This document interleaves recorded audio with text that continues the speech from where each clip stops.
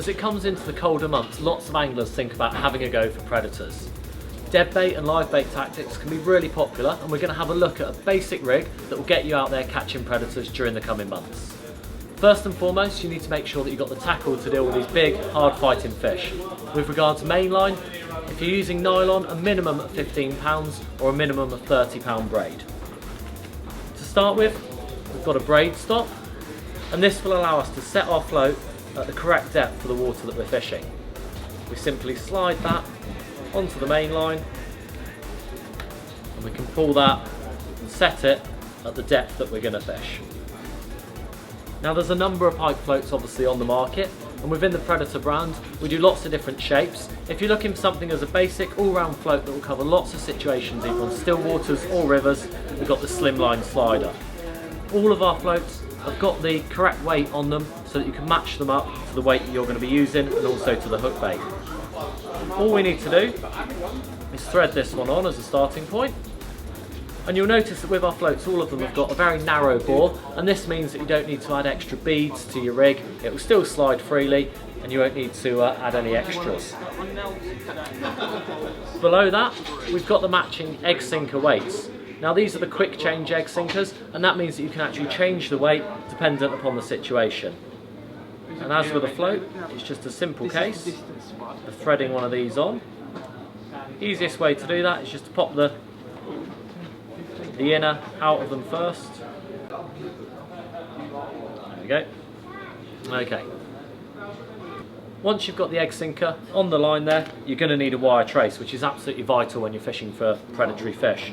Now we do a series of ready-made wire traces. Now in the past I'd certainly always made my own traces, but I'm confident that these are made with top quality components, Carboflex wire, good quality swivels, crimps and hooks, which are strong enough to deal with any predators out there. Now the one that I've chosen today, I'd recommend as a good starting point for those of you that are new to predator fishing, and that's our uni trace. Now this has a single hook and a treble hook. The single hook being used to hold the bait in place, while the treble hook is there to land the fish.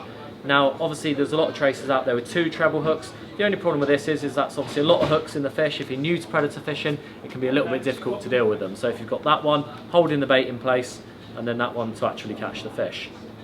All we need to do at this stage